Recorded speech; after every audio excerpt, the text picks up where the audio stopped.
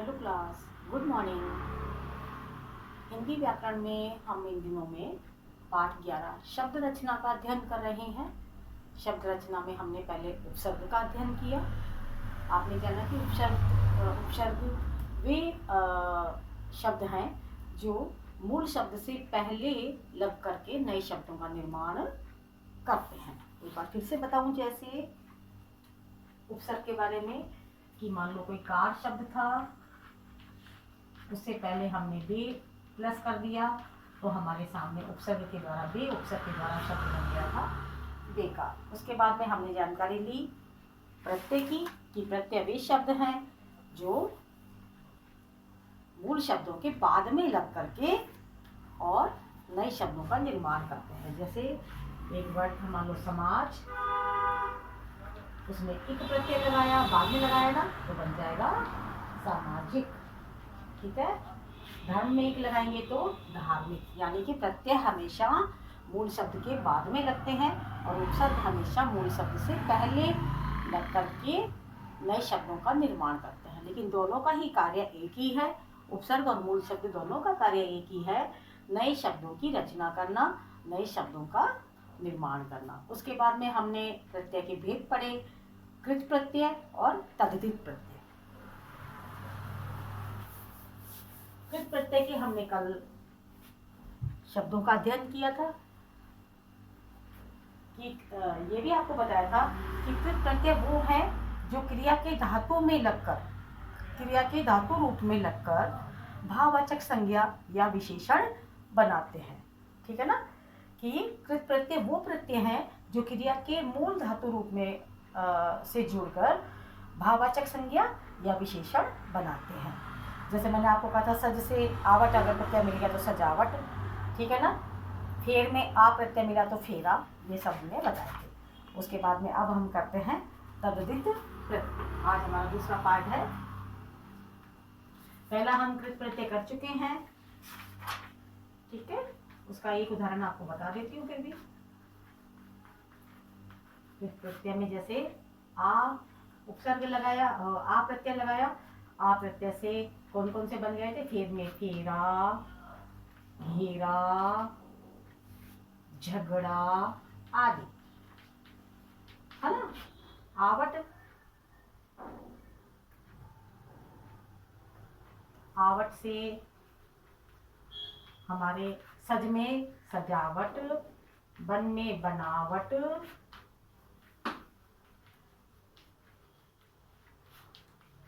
घबराना से घबराहट। ये हमने कल मैंने आपको पूरा डिटेल में समझा दिया था। ठीक है, कल मैंने आपको कृत प्रत्यय पूरा का पूरा अच्छे से आपको समझा दिया था। आज हम करेंगे तद्धित प्रत्यय।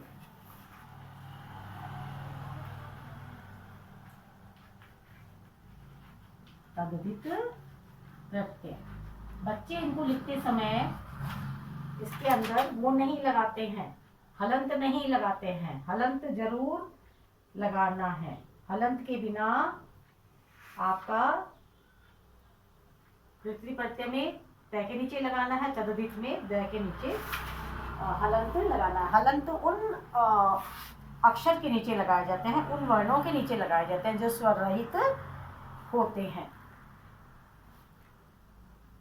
अब तद्धित प्रत्यय जो है वो क्रिया के अतिरिक्त अन्य शब्दों में लगने वाले प्रत्यय होते हैं। क्रिया के अलावा सारे शब्दों में लग सकते हैं ये। ठीक है, क्रिया के अतिरिक्त अन्य शब्दों में जैसे संज्ञा में, विशेषण में, इनमें जो प्रत्यय लगते हैं वो होते हैं तद्धित प्रत्यय। याद रहेगा आपको कि क्रिया के अलावा, ठीक है ना, पहले हम लगा रहे थे क्रिया में लगा करके भाववाचक संज्ञा बनाना और ये लगाना। ठीक है, और अब हम लगा रहे हैं संज्ञा और विशेषण में तद्धित प्रत्यय, यानी कि कृत प्रत्यय क्रिया के रूप में लगते हैं और क्या बना देते हैं? भाववाचक संज्ञा और विशेषण बना देते हैं। याद रहेगा आपको, कृत प्रत्यय क्रिया के धातु रूप में लग करके भाववाचक और संज्ञा, कृत प्रत्यय क्रिया के धातु रूप में लग करके, ये धातु रूप था, फेर से बन गया फेरा, घेर से घेरा। ठीक है ना, कृत प्रत्यय क्रिया के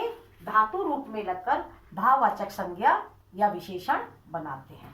और तद्धित प्रत्यय क्रिया के अतिरिक्त अन्य शब्दों में लगते हैं, जैसे संज्ञा, विशेषण, उनमें लगते हैं और उनमें लग करके, ठीक है, नए शब्द बनाते हैं, तब वो तद्धित प्रत्यय है।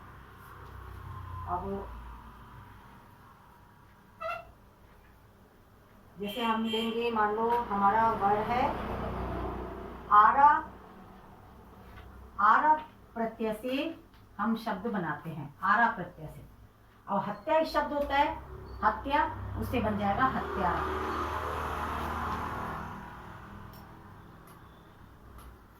आरा भी है, आरा में हत्या से बनेगा हत्यारा, घास से बनेगा रसियारा। इस तरह के शब्द बन जाएंगे। आरी, आरी अगर प्रत्यय हम लगाएंगे तो पूजा से बनेगा पुजारी। पूजा में बड़ी मात्रा होती है, पूजा जब हम लिखेंगे तो पू बड़ा लिखेंगे, लेकिन पुजारी जब लिखेंगे तो हमें पू छोटा लिखना होगा। पुजारी, भीख से भिखारी, ठीक है ना, सारी मात्राएं छोटी हो जाएंगी। भीख में भी बड़ी मात्रा होती है, लेकिन जब हम भिखारी लिखेंगे तो छोटी मात्रा हो जाएगी। भी में खेल से खिलाड़ी। इस तरह के ये शब्द संज्ञा से संज्ञा ही बन रहे हैं। अब है हमारा जैसे हार या हारा, हार भी हो सकता है या हारा भी हो सकता है, दोनों ही हो सकते हैं। तो हमने जैसे लिखा खेवनहार, पालनहार, और लकड़हारा भी बन सकता है, लकड़हारा, ठीक है ना। पन से बनाएंगे हम पन,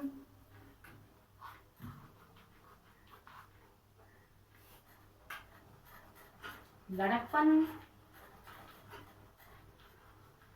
बचपन के लिए बोला जाता है ना, लड़का से लड़कपन, पागल से पागलपन, ठीक है।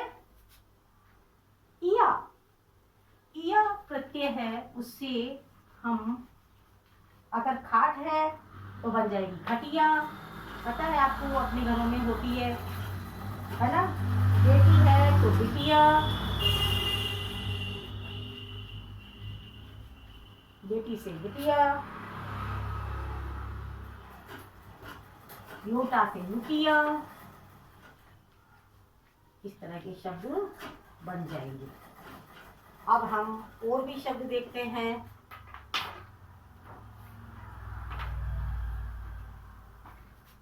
अब हम विशेषण से बनाते हैं। जैसे विशेषण में अगर आई प्रत्यय लगाया, विशेषण हमारा क्या है, अच्छा, अच्छा में आई प्रत्यय लगाया तो बन जाएगा हमारा अच्छाई। बुरा में लगाया तो बुराई, ढीठ में लगाया तो ढीठाई। विशेषण से हम विशेषण में लगा रहे हैं, ठीक है। आस से लगाया तो मिठास बनेगा, मीठा में मिठास, खट्टा में खटास। इस तरह से हम पत्र वो लगा करके विशेषण से जो है हमारे विशेषण में भी लग रहे हैं। पहले संज्ञा में लगा दिया, फिर हमने विशेषण में लगाया। और है हमारे पन लगाया हमने, पन प्रत्यय लगाया, तो पन लगाने से गोरा है तो गोरापन, मोटा है तो मोटापन, है ना, दुबला है तो दुबलापन। आप लोग क्या बोलते हैं, ये मोटा है ये पतला है, ऐसा कोई वर्ड नहीं होता। मोटा का दुबला होता है, दुबला, ठीक है। ता लगाया, ता प्रत्यय लगाया हमने। लघु है छोटा सा तो कहेंगे लघुता, सुशील है तो सुशीलता, है ना, ये बच्चा सुशील है तो सुशीलता, कुटिल है तो कुटिलता। इस तरह से हम इन तद्धित प्रत्यय के बारे में हमने क्या जाना कि तद्धित प्रत्यय क्रिया के अतिरिक्त शब्दों में लगते हैं, संज्ञा और विशेषण में। और कृत प्रत्यय, कृत प्रत्यय आपका क्रिया की धातु रूप में लगता है, ठीक है। याद रखने की बात है ये कि कृत प्रत्यय क्रिया की धातु रूप में लगता है और भाववाचक संज्ञा और विशेषण बनाता है, और हम जो तद्धित प्रत्यय पढ़ रहे हैं वो क्रिया के अतिरिक्त संज्ञा और विशेषण शब्दों में लगते हैं। ठीक है, इस तरह से आप इनको अच्छे से समझा दिया मैंने, इनको अच्छे से लर्न कर लेना और कॉपी में अपना वाक्य कर लेना। Thank you.